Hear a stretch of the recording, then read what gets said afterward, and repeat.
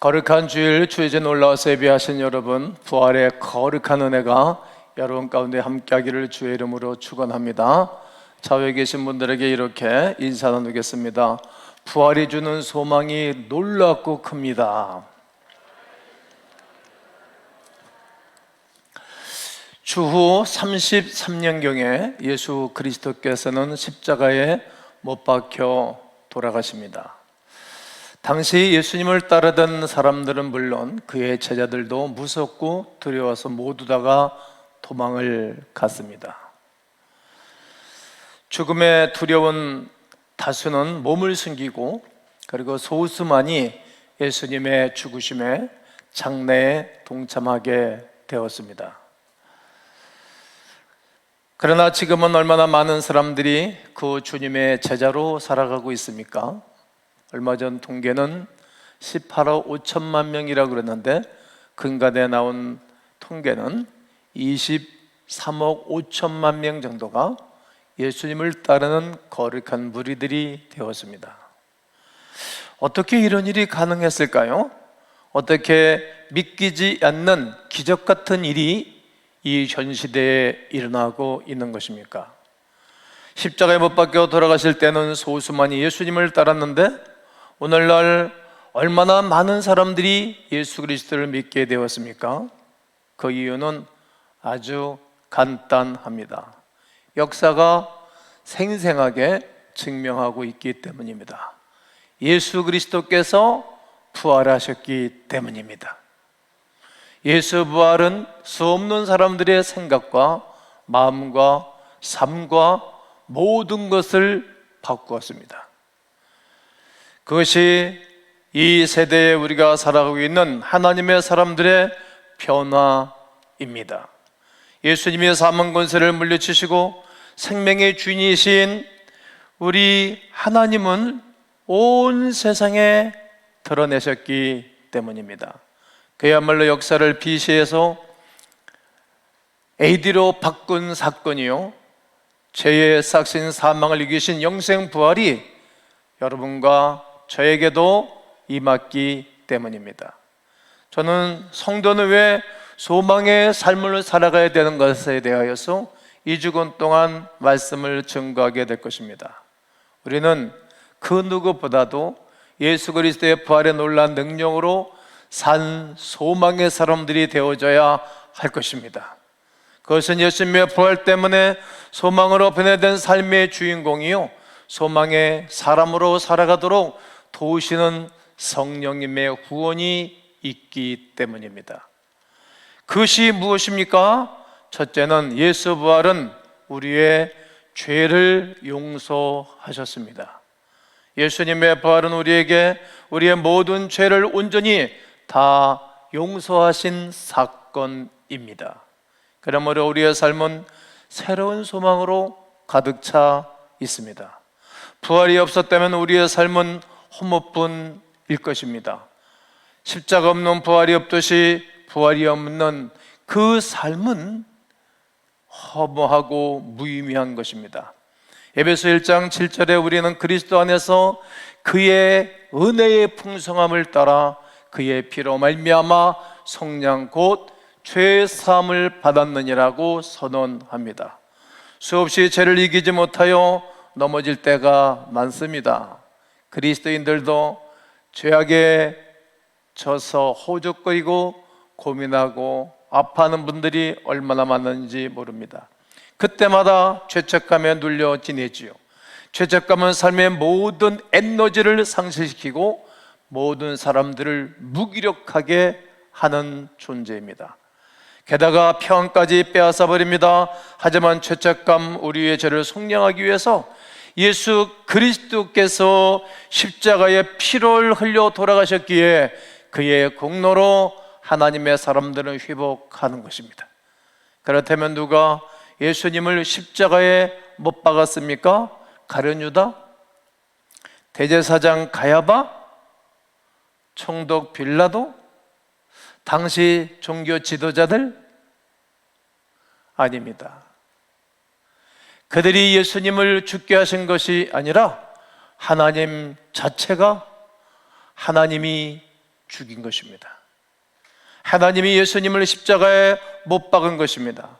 이는 창세전 이전서부터 하나님의 놀라운 계획이셨습니다. 두 번째 답은 바로 우리입니다. 바로 우리의 죄가 예수 그리스도를 십자가에 못 박은 것입니다. 또다시 못을 받고 죄를 질 때마다 예수님을 또다시 십자가에 못을 박는 것입니다. 로마서 4장 25절에 예수는 우리의 범죄한 것 때문에 내줌이 되고 또한 우리를 의롭다 하시기 위하여 살아나셨느니라. 우리를 의롭다 하시기 위해 십자가에 돌아가시고 우리를 의롭다고 하시기 위하여 부활하신 것이 바로 하나님의 계획이요 주님의 사명이었습니다. 바로 그것이 우리를 위하여 예수님의 부활로 이루어진 소망의 선물입니다. 예수 부활은 두려움에 사로잡히지 않게 하십니다. 예수님의 부활이 우리에게 주는 최고의 소망은 더는 죽음에 대한 두려움에 사로잡혀 살지를 않습니다. 죽음의 공포와 두려움은 이 세상의 모두가 겪는 공포요 두려움입니다. 누구도 예외 없이 모든 이가 갖는 죽음에 대한 두려운 마음입니다.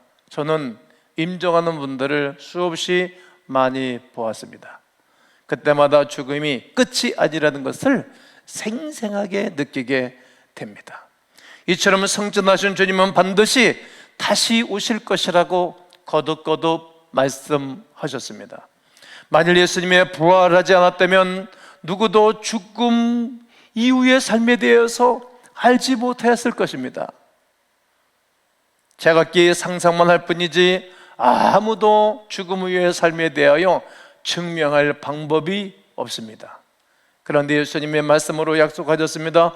예수께서 이르시되 나는 부활이요 생명이니 나를 믿는 자는 죽어도 살릴 것이라고 말씀을 하십니다.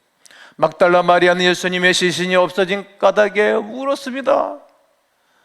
만약 그날 예수님의 시신이 무덤 속에 그대로 있었더라면 그녀와 우리는 영원토록 울 수밖에 없을 것입니다.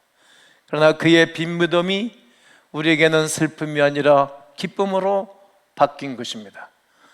주님은 사망 권세를 이기시고 약속의 말씀을 따라 부활의 몸으로 다시 오셨습니다. 이 땅에 여러분과 나를 데리러 다시 오실 것입니다. 이것이 우리가 누리게 되는 영원한 소망입니다. 예수님의 무덤은 아리마대 요셉이라는 부자의 가정묘지에 안장이 되었습니다. 참 좋은 믿음의 사람입니다. 거대한 돌로 동굴 무덤 입구를 막아 놓았습니다. 빌라도 총독은 그 무덤 입구에 문에 고리를 만들어 봉인을 하였습니다. 왕의 이름으로 봉인을 하였습니다. 누구도 입구를 움직일 수 없게 했으며 누구도 접근할 수 없도록 로마 병정들을 세워서 지키게 하였습니다. 그런 예수님의 공생애를 함께 경험했고 지켜봤던 제자들 12명의 제자들도 자신도 처형을 당할까 봐 두렵고 무서워서 다 숨어버린 것입니다. 그 누구도 예수님의 부활을 믿지 않았습니다. 예수님이 그렇게 말씀하셨지만 그들은 믿지 않았습니다. 그 말씀을 믿었으면 무덤 곁에서 철회라도 하였을 텐데 말입니다. 부활하신 날 새벽 막달라 마리아는 예수님의 시신이라도 정결해드리고 싶어서 이른 아침 예수님의 무덤에 갔습니다. 그런데 그녀의 눈앞에 놀라운 일이 펼쳐졌습니다. 누군가가 돌무덤을 옮겨놓은 것입니다. 무덤 안을 이렇게 들어가 보니 예수님의 세모판만 있을 뿐이지 빈 무덤이었습니다. 마리아는 무덤 밖에서 울고 또 울고 또 울었습니다. 동산지기가 우리 예수님의 시신을 훔쳐갔는가? 아니면 로마 군병들이 또 훔쳐갔는가? 도대체 예수님의 시신을 볼 수 없어서 이 여인이 울고 또 울었습니다. 그때 한 목소리가 들려왔습니다. 예수께서 이르시되 여자여 어찌하여 울며 누구를 찾느냐? 어찌하여 울며 누구를 찾니? 마리아는 그가 동산제기인 줄을 알고 만약에 당신이 우리 주님의 시신을 옮겼더라면 내놓으시오, 내가 가져가리이다. 그런데 이 음성이 주님의 음성이었습니다. 그 목소리를 듣고 비로소 마리아는 그 목소리의 주인공이 예수님이신 줄을 알았습니다. 예수께서 마리아야 하시거늘 마리아야 하시거늘, 마리아가 돌이켜 히브리 말로 라보니 하니 이는 선생님이라는 말입니다. 마리아가 제자들에게 가서 예수님을 만나 이 사실을 이야기했습니다. 하지만 그 누구도 이 마리아의 이야기를 들어주지를 않았습니다. 믿지도 않았습니다. 가보지도 않았습니다. 오히려 핀잔을 줬습니다. 환청일 것이라고 말하였습니다. 지금도 수 없는 사람들에게 교회가, 주의 종들이, 거룩한 백성들이 부모가 자녀에게, 아내가 남편에게, 남편이 아내에게 예수 그리스도는 부활의 주님이라고, 예수 믿어야 구원을 받는다고 그렇게 말해도 믿지 않는 사람들이 있는 것처럼 말입니다. 그런 제자들에게 예수님께서 나타나 보이셨습니다. 너희에게 평강이 있을지어다. 부활하신 예수를 만난 제자들의 태도는 이 시간 이후부터 달라졌습니다. 예수님의 부활이 아닌 것은 그 누구도 제자들의 마음 변화, 제자들의 생활 태도 변화를 가져올 수 없습니다. 저는 목회하면서 목회자의 기쁨과 그 즐거움과 행복이 무엇인 것인가 하면 성도들이 믿음이 생기는 거예요. 예수 그리스도의 죽으심이 나의 죽음, 예수 그리스도의 부활이 나의 부활임을 믿어 변치 않고 주님을 섬기고 사랑하는 것, 그리고 회복하는 것을 바라볼 때마다 목회자의 보람이 있습니다. 숨기 바빴던 제자들은 이제 온데건데 사라집니다. 이제 그들의 목숨을 전혀 두려워하지 않습니다. 호랑이 굴에 들어가듯 순교자의 자리에 들어가 이제 그리스도 예수를 위하여 죽어지고 순교하는 제자들이 속속 드러났습니다. 배신자처럼 비겁하게 행동하던 자들이 목숨 다 벗죠. 충성하는 자로 변하게 된 것이 무엇 때문입니까? 오직 예수님의 부활 때문이요, 그것을 직접 목격한 증인들이기 때문입니다. 후에 베드로는 이렇게 말했습니다. 예수 그리스도를 죽은 자 가운데서 부활하게 하심으로 말미암아 우리를 거듭나게 하사, 그리스도 예수의 부활하심으로 말미암아 우리가 번어게인 다시 태어났다는 말입니다. 산소망이 있게 하시고, 이제는 우리가 이 땅에 살아가는 가운데 영원한 소망이 생겼다는 것입니다. 영원한 소망. 이 땅의 왕들은 사람들을 피곤하게 하죠. 이 땅의 왕들은 자기의 세력을 넓히기 위하여 전쟁을 일으켜 사람들을 죽이기도 합니다. 이 땅의 왕들은 백성들을 위하여 죽지 않습니다. 거기다가 쇼를 했지요. 그러나 하늘의 왕, 영원하신 왕은 이 땅에 오셔서 백성들을 위하여 죽으십니다. 그리고 영원한 천국, 영원한 나라, 그의 나라를 이 땅에 있는 백성들에게 유업으로, 기업으로, 유산으로 물려주시는 것입니다. 이 시작이 예수 부활로부터 시작된 은혜입니다. 예수님의 십자가 사건으로 이제 도망쳤던 제자들은 이제는 하나도 없습니다. 비겁하여 도망가거나 뒤로 물러가 추민에 빠질 자들이 한 사람도 없습니다. 그들은 죽음의 위협에도 강하고 담대한 믿음으로 부활하신 예수 그리스도를 전파하기를 시작하는 것입니다. 사도행전 1장 3절에 그가 고난받으신 후에 또한 그들에게 확실한 많은 증거로 친히 살아계신을 나타내사 40일 동안 그들에게 보이시며 하나님의 나라의 일을 말씀하시니라. 40일 동안 예루살렘을 다니시면서 숱한 수많은 사람들에게 부활의 당신의 모습을 보여주신 것입니다.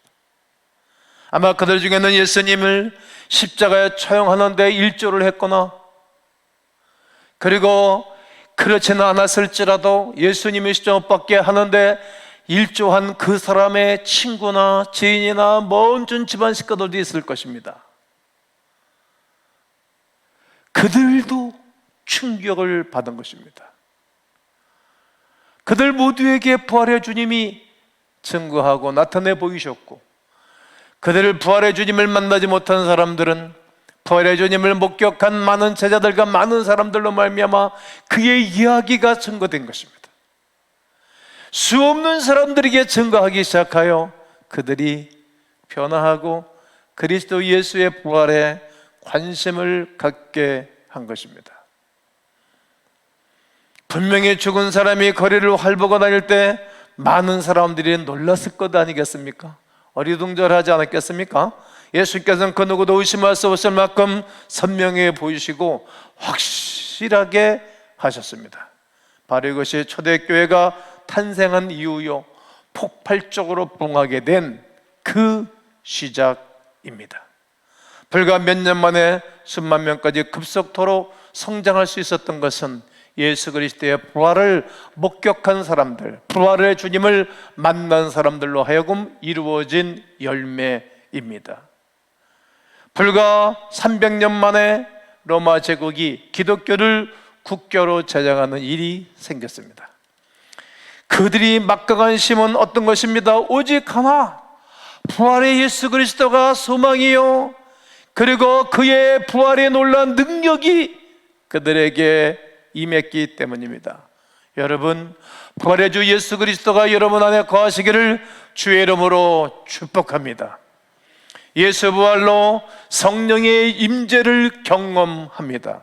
부활의 주님을 말미암아 우리 안에 성령님이 거하시기 때문입니다. 십자가 달리시기 전날 밤 주님은 제자들에게 말씀하십니다. 내가 아버지께 구하겠으니 그가 또 다른 보혜사를 너희에게 주사 영원토록 너희와 함께 있게 하리니.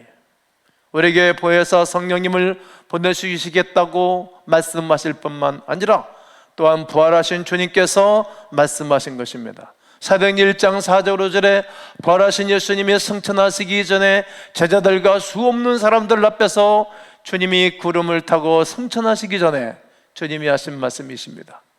사도와 같이 함께 모여서 그들에게 분바에 이르시되 예루살렘을 떠나지 말고 내게 들은 바 아버지 약속하신 것을 기다려라. 요한은 물로 세례를 베풀었으나 너희는 몇 날이 못되어 성령으로 세례를 받으리라 말씀하신 것입니다. 지난주에 저는 물세례, 세례를 베풀었습니다. 유아세례도 베풀었습니다. 이것은 이 땅에 있는 사람, 주의 종을 통해서 하시는 일입니다. 그러나 성령 세례는 사람이 주는 것이 아니라 하나님이 주십니다. 부활하신 주 예수 그리스도께서 보내시기로 약속하신 그 성령의 임재가 있으면 성령 세례를 받는 것입니다. 나는 여러분 모두가 성령과 분리세례가 임하기를 주의 이름으로 축복합니다. 사모하시기를 바랍니다. 그 후에 오순절 성령의 거룩한 기름 부음이 그들에게는 경험이 되어집니다. 성령님에 의하여 기독교의 복음이 로마 제국의 핍박 속에서도 폭발적으로 전파되는 놀라운 능력이 그들에게 임한 것입니다. 성령님을 인하여 겁쟁이들이 용기 있는 사람들이 되었습니다. 소망 없는 사람들이 소망 있는 사람들이 됐습니다. 두려움에서 담대한 하나님의 사람들로 바뀌었습니다. 저들은 군인들만 보면 발벗 떨고 도망갔고, 네로 황제가 말만 하면 그 법 앞에 궐벌 떨었습니다. 그러나 왕이 그들을 죽여도 복음을 증거하며 당당하게 떳떳하게 순교자의 반열에 서게 된 것입니다. 그런 말미암아 모든 사람들이 용기를 얻어 이 복음이 막을 수 없고 증거되어지는 놀라운 역사가 일어났던 것입니다. 나는 하나님의 거룩한 백성들이 그 그리스도 예수의 거룩한 은혜와 놀라운 능력으로 담대한 하나님의 사람들이 되기를 선포합니다. 하나님은 우리와 친밀하게 연결되어 늘 사귀기를 원하시는 것입니다. 자녀는 부모의 사랑을 받고 엄청난 은혜를 받고 살아갑니다. 특별히 요즘 20대, 10대, 30대, 40대는 엄청난 혜택을 받았습니다. 국가의 혜택도 엄청나게 받고 부모로부터 혜택을 놀랍게 받은 사람들입니다. 이제 그들이 부모에게 어떻게 할까? 이것은 숙제입니다. 우리가 하나님으로부터 받은 혜택이 얼마나 많습니까? 이제 우리가 해야 할 일이 있습니다. 그 주님의 기뻐하시는 일을 하는 것입니다. 주님과 늘 사귀어 사는 것입니다. 내 주님과 늘 사귀어 교통하고 기쁨 안에 거하는 것입니다. 우리 하나님이 그것을 원하시는 것입니다. 그러므로 하나님의 능력과 사랑과 가장 좋은 은사들을 성령의 능력으로 우리 안에 거하게 하시고 그 선물로 말미암아 하나님을 기쁘시게 사람들에게 기쁜 소식을 증거하게 하신 것입니다. 그것은 결코 우리의 스스로 능력이나 선천적 은사는 아닙니다. 하나님께서 성령을 통해 주신 능력이요 은사요 선물입니다.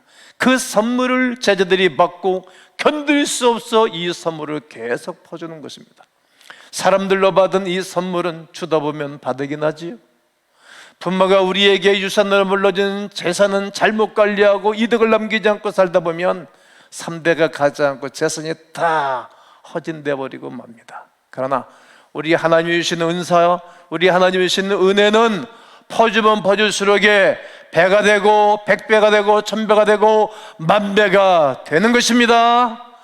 퍼줄수록에 계속 나오는 것이 우리 하나님 우리에게 주신 은혜요 은사입니다. 에베소 1장 19절과 20절에 그의 힘의 위력으로 역사하심을 따라 믿는 우리에게 베푸신 능력에 지극히 그 힘이 어떤 것을 우리로 알게 하시기를 구하노라. 믿는 우리에게 베푸신 능력이 얼마나 큰지 어떤 것인지를 알게 하기를 구하노라. 바울은 에베소 교우들에게 이건 너희들 알기를 원한다. 난 여러분들 모두가 알기를 원하는 것입니다. 알기를 원할 뿐만 아니라 그의 능력이 그리스도 안에서 역사하사 죽은 자들 가운데서 다시 살리시고 죽은 자들 가운데서 그의 능력이 임하니까 다시 살리시고 하늘에서 자기의 오른편에 앉히셨다는 것입니다. 바로 우리 안에 역사하시는 성령의 능력입니다. 우리 교회가 이제 30살이 됐습니다. 30년이 됐는데 그동안에 성령의 놀라운 능력으로 구원의 역사가 일어난 것이지 김동기 목사의 신과 능력이 아니라는 것입니다. 때마다 시마다 성령이 운행하시고 역사하셨습니다. 요즘 우리가 많이 부르는 가스펠송 중에 주 여기 역사하시네, 이 찬송은 시작서부터 은혜가 되고 감동이 되어서 주 여기 역사하시네. 부활하신 주님이 보내주신 성령의 놀라운 능력으로 교회 위에 역사하고 계신 것입니다. 운행하고 계신 것입니다. 사람의 변화와 새로움과 거룩한 충만함이 하나님의 은혜이시지 사람의 능력이 아니라는 사실입니다. 바로 오늘 이 시간에 성령의 능력이 죽은 예수님을 살리셨다면 지금도 그 능력은 지금도 변함없이 발휘될 수 있습니다. 어떻게 말입니까? 한번 따라합니다. 죽은 우리 가정을 다시 살릴 수 있습니다. 망가진 가정들이 예배당에 와서 은혜를 받고 회복한 가정들이 많습니다. 자, 목회하면서 보람을 느끼는 것은 이런 것입니다. 죽은 우리의 소망을 다시 살릴 수 있는 것입니다. 많은 분들이 소망 없이 살아가다가 부활의 주님을 만난 이후에 소망 가운데 살아가는 것입니다. 죽은 우리의 믿음을 다시 살릴 수 있습니다. 부활의 주님으로 말미암아 믿음이 되살아나는 거예요. 어느 분은 사람을 믿지 못하는 그런 큰 병이 걸렸어요. 다 못 믿는 거예요. 왜? 어려서부터 상처를 많이 받고 커서. 그런데 부활의 주님 만난 이후에 성령 세례를 받고 난 다음에 사람을 믿는 거예요. 사람을. 여러분, 사람 못 믿으면 이것도 어렵고 힘든 일이거든요. 이렇게 변하는 거예요. 변하는 거. 우리게 이제는 뭐 청년들이 됐지만, 너는 기도 제목이 뭐니? 가끔 내가 아이들 물으면 자기 아버지가 변화받는 거예요. 이야, 이게 아버지가 자녀들에게 할 말이고 아버지가 아이들에게 기도해 줄 내용이지, 아이들이 아버지가 변화받기 위해서 기도하는 거예요. 성실하지 않은 아버지, 믿음 생활하지 않은 아버지, 노름판에 다니는 아버지,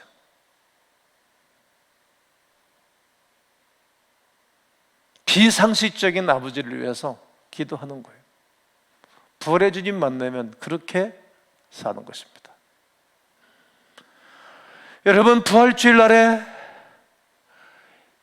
우리 주 예수 그리스도의 부활이 있기 전에 왜 죽으셨다고 말씀드렸습니까? 이유는 무엇입니까? 하나님이 예수 그리스도를 죽이신 것입니다. 그래서 그분은 항거할 수 있고 죽지 않을 수도 있었지만, 기도도 했지만 죽으신 거예요. 그래야 여러분이 살고 내가 살 수 있기 때문입니다. 또 누가 예수님을 죽입니까? 우리 때문에, 내가 죽이는 거예요. 여러분, 부모 죽이는 거 쉬워요. 매일 자녀가 속삭이고 사고치면 부모 죽이는 거예요. 도덕적인 비상식적인 죄를 계속 지면 아버지가 밖에 나가서 말을 못해. 친구들끼리 가도 입 꾹 다물고 할 말이 없는 거예요. 아버지 죽이는 건 쉬워.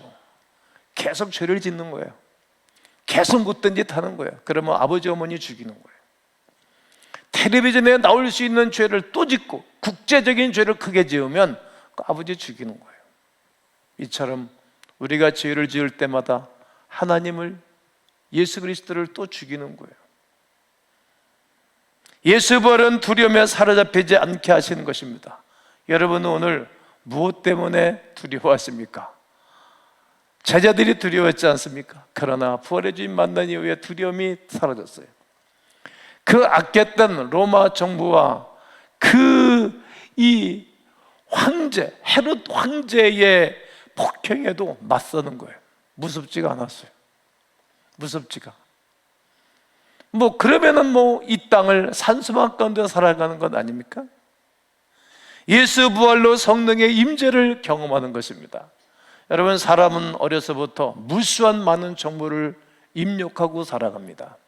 문화를 입력하고 지식을 입력하고 사상을 입력합니다. 잘못된 사상을 입력하면 본인만 망하는 것이 아니라 수없는 사람을 어렵게 하는 것입니다. 수없는 사람을. 그러나 성령의 임재가 임하게 되어지면 본인이 살고 다른 사람을 귀하게 만드는 은혜가 있습니다. 부활주일에 그리스도 예수의 죽으심은 나를 위한 것이요, 그리스도의 부활은 나를 위한 것이요, 그분은 우리에게 영원한 자유와 영원한 생명을 주시는 이 거룩한 은혜의 복음을 여러분들이 누리고 이 복음을 증거하며 살아가는 광화민들 되시기를 주님의 이름으로 축원합니다.